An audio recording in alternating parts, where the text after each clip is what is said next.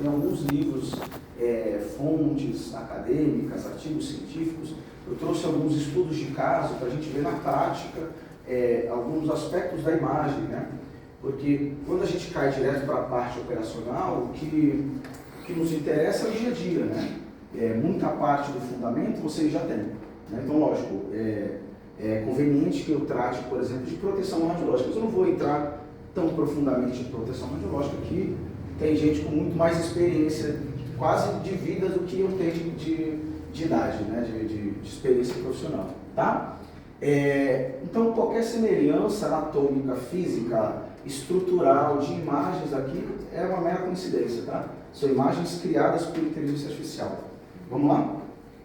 O conteúdo não, isso é importante dizer, tá? O conteúdo, ele é fundamentado no que a gente já conhece de rotina acadêmica, protocolos estabelecidos e tudo mais, tá? É só a parte de imagem. Bom, para começar, a gente entende e reconhece que a radiografia panorâmica, ela tem um nome oficial, e é esse nome bonito que a gente conhece como ortopantomografia. Olha que nome bonito, por isso que todo mundo fala radiografia panorâmica, né? O apelido dela o pessoal chama de PAN, né? Ou topo a topo. A radiografia panorâmica é uma tomografia panorâmica, ela não é uma radiografia.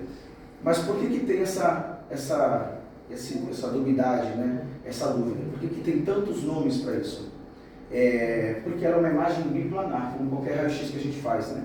Quando a gente faz um raio-x da face de frente, ou do tórax, eu tenho uma imagem biplanar, onde eu só consigo analisar um único plano, onde eu só consigo determinar a altura e largura. Eu não tenho profundidade quando eu analiso uma radiografia do tórax, né? E aí quem já analisou, por exemplo, uma radiografia impressa do tórax numa folha de sulfite e comparou com uma folha impressa numa película tradicional, processada em químico, a gente entende que a película tem muito mais qualidade gráfica, né? A gente tem uma noção espacial quando comparada à folha de sulfite, que não acontece, né, na folha de sulfite, mas na película nos permite.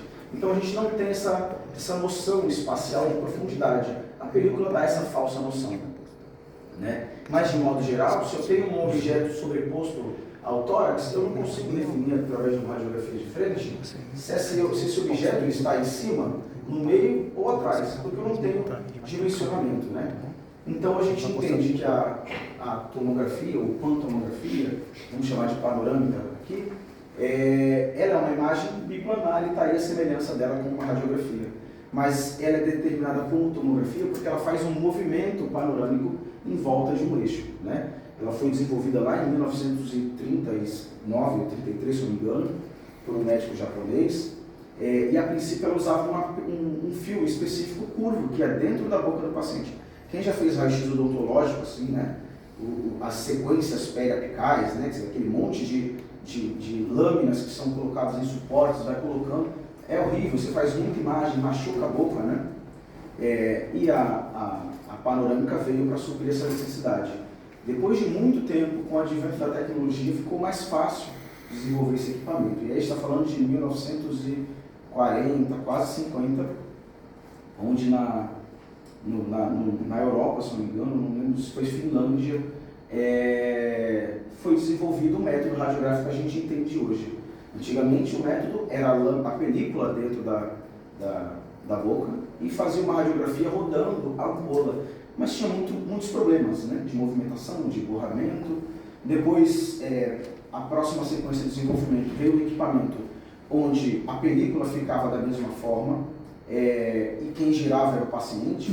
Depois desenvolveu-se um equipamento onde a película, o receptor de imagens, ficava posterior ao paciente e quem girava era o paciente. E hoje a gente chegou no advento que a gente tem hoje, onde funciona exatamente, basicamente assim também, onde a ampola gira para um lado e o filme gira no sentido contrário, segmentando, como uma foto panorâmica que a gente faz hoje no celular. O celular de todo mundo hoje é capaz de fazer uma foto panorâmica. Se você perceber, se quem já teve a curiosidade de fazer uma foto panorâmica, você percebe que quando você liga a máquina no formato panorâmico, aparece um quadrante. E quando você gira a foto para um lado, a imagem tende a aparecer para o outro, ocupando o espaço vago de uma grande janela, de um grande FOV, né, de uma grande área de cobertura. O princípio é o mesmo. Eu costumo dizer para o pessoal que meus alunos, colegas, que a radiologia é uma ciência muito semelhante à fotografia. E é isso que fez eu me apaixonar pela radiologia. Eu gosto muito de fotografia. E a gente consegue fazer alusões em diversos aspectos, né? Porque o princípio da ótica, né, com base na radiação luz, que é assim que a fotografia é, né? Fotografia é a grafia pela foto, né? Pela luz. A radiografia é a grafia pela radiação, que não deixa de ser um feixe de luz invisível aos olhos, né? Então, voltando à ortopontomografia, ela é responsável pela obtenção e interpretação de imagens das estruturas dentais e maxilofaciais. Ela não se limita, a gente não costuma dizer bucomaxilares, né? Porque aí a gente já está acometendo principalmente aos estudos da região orofaríngea, e a gente não acomete nesse segmento, a não ser em exames em perfis de face, né? Que geralmente são estudos onde a gente vai ver uma área em estudos cefalométricos, mas não é o segmento, a gente também não vai entrar nisso agora. Mas mesmo assim, nos exames de cefalometria, a gente não analisa a parte de passagem de ar de orofaringe, tá? Mas eu vou passar rapidinho só para a gente identificar essas estruturas anatômicas. Então, a panorâmica, ela aborda esse conceito, né? De metade da face e toda a estrutura da mandíbula, e consequentemente as estruturas da arcada dentária total. Como ele tem esse aspecto circular em volta da estrutura, ele é um equipamento tomográfico, mas como ele tem esse aspecto uniplanar do raio-x, daí o nome de radiografia panorâmica, tá? Não é errado falar o outro lado, é que o nome oficial foi batizado assim, né? Ortopontomografia, e aí a gente tem uma sigla que eu gosto de colocar nos títulos das áreas que a gente atua, que ninguém fala tomografia computadorizada, a gente só fala TC. A gente fala ressonância nuclear magnética, a gente só fala RM, né? Radiografia é só raio-x. A sigla para ortopontomografia é a OPT. Mas acaba que no dia a dia, na prática hospitalar, na clínica, a gente chama de PAN. Vai na PAN? Eu estou na PAN hoje, minha escala é na PAN hoje, tá? Outro título que ela recebe é o título de topo a topo. E aí é um nome esquisito, né? Parece um personagem de desenho infantil, né? Topogígio, alguma coisa assim, né? O topo a topo ele se refere à mordedura do dente, tá? A gente vai ver durante o processo de aquisição que o paciente ele morde uma estrutura, um mordedor, um mordente, tem vários títulos. E essa estrutura, ela tem um vínculo onde o dente tem que ser conectado, de forma que a borda, a lâmina inferior, a parte incisal, que chama, a gente também vai ver a anatomia já, do dente, essa lâmina do dente anterior, se conecte, se encontre com a lâmina superior do dente inferior, de forma com que elas fiquem topo a topo. E aí, por isso o nome de tomografia topo a topo. Tá? É um nome engraçadinho, né? Acho que não vende muito no comércio científico, tá? Ele é um exame relativamente rápido, ele demora de 13 a 16 segundos em média, tá? Um pouco mais de 10 segundos o período de aquisição. Lógico, ninguém trata a aquisição do exame pelo posicionamento, e às vezes dá muito trabalho posicionar um paciente, né? Todo mundo que tem idade, a gente sabe, às vezes pega um paciente de mais idade para fazer uma radiografia da mão, até você conseguir chegar com o paciente na extremidade da mesa, já tem alguém batendo na porta querendo arrumar uma briga lá fora, né? Pelo menos era assim, né? Naquela época. Hoje, o grau de qualidade de estágio que mudou o cenário, né? Antigamente, PS e UPAs eram assim, né? Então demanda muito tempo posicionar. Para posicionar na panorâmica é relativamente simples e rápido, tá? E o exame tem um processo de aquisição de mais ou menos um pouco mais de 13 segundos. Uma curiosidade, já tem um aparelho lá? Já? É digital, convencional? Sim. Digital? Está na caixa aí. Aqui. Não foi instalado. Então vamos na sala. Que bom. Então vocês vão visualizar um momento que eu admiro muito, que é essa parte da instalação dos equipamentos, né? É muito bom participar desse processo, que a gente identifica de erros até o que a gente pode propiciar de qualidade do serviço. E aí estava a conversa do que vocês trabalharam para modificar o serviço, isso é muito importante. Então ele é um exame relativamente rápido, né? Lógico, comparado a um raio-x, uma oblíqua de mandíbula, onde eu faço um disparo com centésimos de segundo, décimos de segundo, 13 segundos de exposição é muita coisa, talvez vocês pensem, né? A dose de radiação empregada, ela também é relativamente baixa quando comparada há um estudo completo periapical do dente, que são 14 incidências. Então, quando eu vou num dentista fazer um tratamento ortodôntico complexo, que vai abranger todo o segmento, ou um estudo para saber como é que estão as condições dentárias, alveolares do dente e tudo mais, o dentista ele acaba pedindo esse estudo periapical. Então, você, não sei se alguém já chegou a fazer, que era aquele exemplo que eu dei, você vai hoje em clínicas fazer, né? Então, eles colocam as películas radiográficas dentro dos suportes e fazem 14 incidências. Cada incidência vai pegar uma média de 3 a 4 dentes, para cobrir toda a estrutura da arcada dentária. Se a gente for somar todas as doses de radiação referente a isso, a gente vai ter uma dose relativamente alta, não é nada comparado a uma tomografia do mesmo segmento. Mas a panorâmica, ela chamamos de a panorâmica, ela tem uma dose equivalente, sei lá, 2, 3 doses de radiação, 3 tipos de posicionamento mais ou menos, tá? Então, comparado a um estudo completo, ela é muito mais efetiva, né? Ela mostra muito mais estrutura, com muito mais qualidade radiográfica e com uma dose relativamente baixa, tá? Lógico, se eu for comparar ela a um disparo só, ela é considerada alta, né? Vamos lá, diga. Inclusive podem perguntar, tá? Você está falando das doses, comparando as doses de 3 raio-x e periapical, né? Isso. Aí é a comparação da... Exatamente. Uma aquisição só equivale mais ou menos a 2 a 3 disparos de imagens oclusais, periapicais desse estudo, tá? E aí, assim como qualquer área da radiologia que a gente atua, ela tem também uma nomenclatura própria. A gente sabe que na tomografia é radiodensidade, hiperdensidade, hipodensidade, que na ressonância é hipersinal ou hipossinal. Na radiologia odontológica, a gente vai ter esses termos radiolúcida para referir a imagem de aspecto radiotransparente. E aí todo mundo entende, relembra o que é o radiotransparente, né? São aquelas imagens mais escuras. Então, o ar tende a ser um aspecto radiolúcido, né? Radiotransparente, do que a gente traz para o nosso dia a dia. E o termo radiopaco, que é o mesmo que a gente emprega na área de raio-x, corresponde às estruturas densas, mais duras, tá? Aqui um pequeno adendo.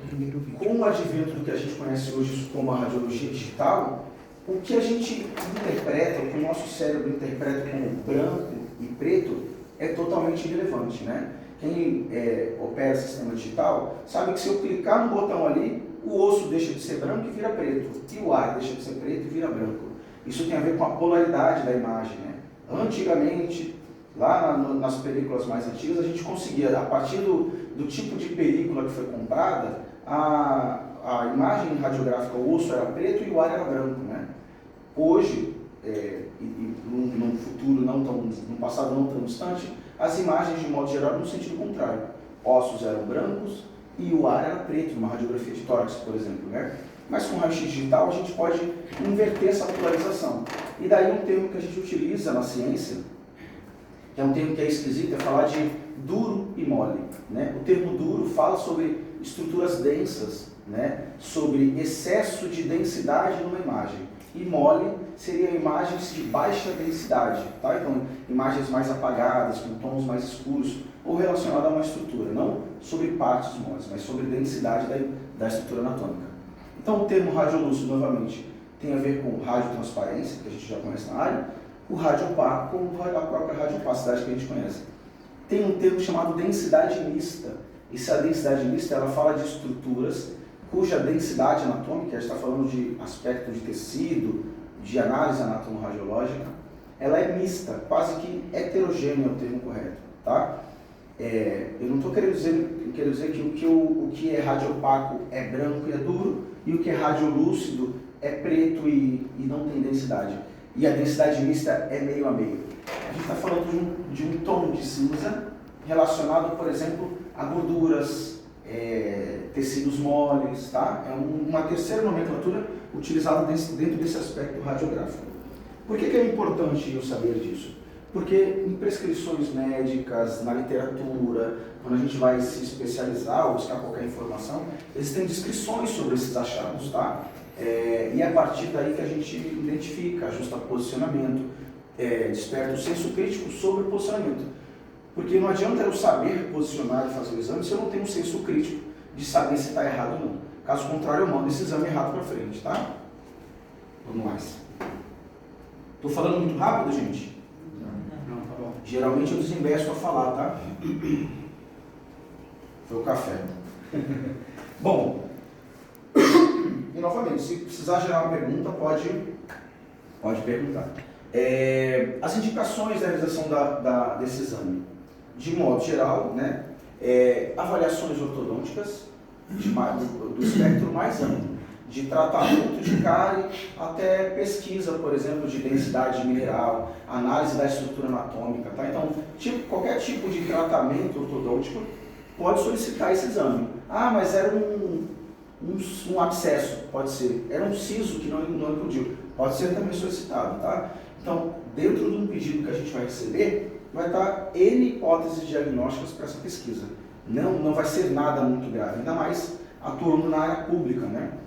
A tendência é que venha mais BOs, né? A gente vai ter mais complicações para esse tipo de paciente que a gente atende no serviço público do que numa clínica de alto valor, né? Onde geralmente alguém vai fazer um exame, um tratamento ortodôntico e o cirurgião, o dentista pede já para fazer uma documentação geral, que é comum isso acontecer, tá?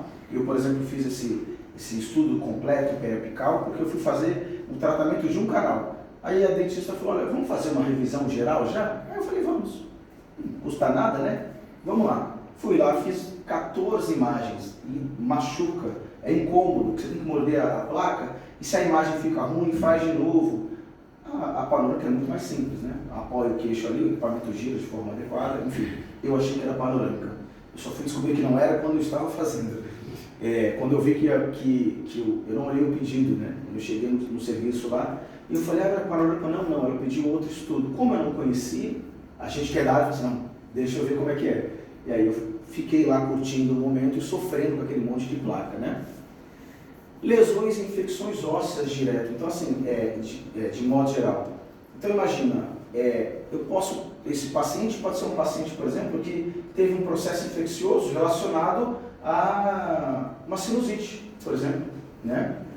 Onde o sítio de infecção veio do seio maxilar e migrou para a estrutura apical do dente. É muito comum, né? Ou vice-versa, e a gente está falando de uma complicação que começou no dente e migrou para o seio maxilar. E aí esse paciente pode desencadear um processo infeccioso grave, levar a uma osteomielite ou qualquer outra complicação. É um paciente típico também que vocês vão estar acabando de pegar, tá? Traumatismo dento-alveolar, eu duvido que vocês façam um raio-x de pacientes que tenham trauma facial lá. Não faz, né? Não sempre faz, né? O paciente caiu de moto, arrumou uma briga. Eu lembro que quando eu trabalhava lá nos plantões de sábado, o meu paciente típico era um paciente que vinha da Fantástico, que era do lado, né? Todo sábado, todo domingo tinha fratura de boxer, porque o abençoado arrumou uma briga ali, né? Aí o cara que bateu nele está do lado de fora, querendo arrumar briga também. Aí eu atendia pela frente, liberava ele por trás, atendia o outro cara na frente. Era uma adrenalina absurda, né? Então, traumatismo dento-alveolar, a gente vai ter bastante coisa para fazer, tá? É como se fosse a parte ortopédica desse segmento. Lesão em seio maxilar de modo geral, relacionados a trauma, né? Em fraturas de órbita que acomete a estrutura também, mas principalmente estudos do maxilar e a transição relacionada à parte dos dentes. A gente não vai ter pesquisa, não se faz pesquisa para seios paranasais em equipamentos de panorâmicos, né? Pessoas com suspeitas de sinusite numa panorâmica. Por quê? Porque o estudo panorâmico, a área de cobertura, o FOV dele, se limita entre mandíbula e a estrutura nasal. Daria para eu reposicionar, mas a gente tem protocolos de posicionamento. Então, esse período de aquisição, essa área de cobertura, se limita. E não tem por que eu fazer um exame desse, com toda essa cadência científica, sendo que eu posso fazer uma rotina de seios da face, um método de Waters, um método de Calder, né? Um frontonaso, um metonaso, seja lá como queiram chamar. Então, a gente não vai ter esse tipo de pesquisa de lesões paranasais. Lesões de ATM, sim. A gente também, na área da radiologia, do raio-x, a gente tem outros métodos radiográficos para isso, né? E a gente lembra lá de posicionamento de boca aberta, boca fechada, né? Stenvers, tem vários nomes na radiologia, para a gente pegar a ATM de modo geral, mas algumas de forma estática, outras de forma dinâmica. Mas a ATM, na panorâmica, ela pega ela com uma imagem completa, de ponta a ponta. Então ela serve de estudo comparativo, não são estudos de boca aberta e boca fechada, são posicionamentos estáticos, tá? Dentes inclusos, que são aqueles dentes que não erupciaram, são dentes que estão fixados, que estão crescendo para baixo, ou atravessado, empurrando os outros dentes, que é comum a gente ter no dia a dia, ou a gente conhece alguém que tem, tá? Então pesquisas de dentes inclusos também. Planejamento de intervenções cirúrgicas diversas, então desde o paciente que teve traumatismo, o cara que fraturou a face, lesionou a mandíbula, precisa colocar uma prótese específica na anatomia da face, é feita uma radiografia panorâmica também, é indicado para isso, como também para intervenções cirúrgicas mais simples, como colocação de implantes de dente, né, parafusos intraósseos dentro da estrutura anatômica da mandíbula. Então é feito nesse segmento também, tá? Nesse intuito. Pensa assim, a gestante é a principal contraindicação, né? Segundo a RDC, uma norma relativamente nova, né? A radiografia odontológica ela não é contraindicada, tá? Por quê? Porque ela tem uma dose relativamente baixa de radiação, né? Desde que a gente siga alguns preceitos, e assim diz a RDC, né? Então, por exemplo, contraindicação clínica, tem que haver uma indicação clínica, e aí todo segmento radiológico é assim. Se eu faço uma radiografia de uma gestante, eu lembro que lá no PS, que é o Silvério Fontes, né, vocês tinham lá, a gente não tinha ultrassom, e vinha gestantes fazer radiografia já no nono mês de gestação lá, para saber se o bebê estava encaixado, né? E aí eu me questionava, falei, cara, tem tantas formas de saber se o bebê está encaixado, precisa de uma radiografia, né? Aqui a gente está falando de um outro método radiográfico, né? Que não é direcionado ao bebê. Lógico, a mãe é exposta, mas a gente já vai entender que o método ele é relativamente seguro. Lógico, há um índice de exposição não localizado. Tá? E a gente vai ter também a utilização adequada de EPIs. Essa paciente obrigatoriamente tem que usar, todos têm que usar aventais plumíferos para isso, e a gente vai falar de algumas especificidades dele, tá? E que seja otimizada a dose, né? Hoje os equipamentos digitais, ele tem uma otimização já pré-definida. Os equipamentos a gente vai ver que ele tem um medidor cranial, onde a partir dali ele delimita uma dose de radiação intermediária. Os equipamentos digitais, de modo geral, é assim, a gente acaba fazendo um ajuste ou outro, ou para aprimorar a imagem, e aí a gente tem pacientes, por exemplo, muito obesos, por exemplo, você vai fazer um raio-x abdominal de um paciente muito obeso, e lá no sistema digital que você opera, tem um ícone lá, paciente obeso. E você clica, ele ajusta a dose, mas ele não sabe o quanto esse paciente é obeso, ou o quanto esse paciente é magro, ou o quanto esse paciente é criança. Ele não tem a medida específica. Eu poderia pegar um gonômetro, medir, e como a literatura pede, né? Ninguém fez isso, lá não sendo curso técnico, né? E olha lá, a gente aprendeu no dia a dia a fazer. O cozinheiro vai fazer comida, ele não coloca 300 gramas de farinha, 200 ml de água. Ele bota uma xícara, um copo e bate, né? Ele não sabe, ele até lembra, mas ele não faz assim. Na prática, leva à perfeição. A gente ajusta a dose de forma manual, de forma equivalente. Então, por exemplo, aqui um pequeno adendo, na época da pandemia, a gente fazia tomografia, por exemplo, de pacientes com Covid. Eram tantas tomografias que esse paciente, que a gente não sabia a previsão desse paciente retornar ao serviço de diagnóstico de imagem, quantas imagens esse paciente deveria fazer, foi consenso acadêmico, científico, a redução de doses para esse tipo de paciente. Então, no mundo inteiro, todo mundo começou a reduzir a dose de radiação nos exames tomográficos, para que esse paciente não fosse exposto a demasiada índice de radiação, né? Lógico, com isso eu perco um pouco de qualidade radiográfica, mas eu tenho uma adaptação, uma otimização da dose segundo a necessidade que a gente tem. Pacientes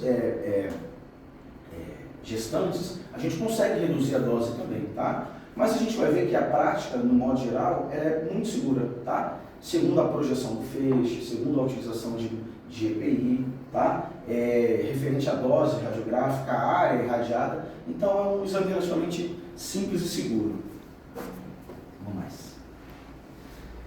Os métodos radiográficos odontológicos, eles são divididos em 2 tipos, tá? Os tipos intraorais, e aí tem esse grupo de imagens que eu falei mais agora, de posicionamentos, que são os exames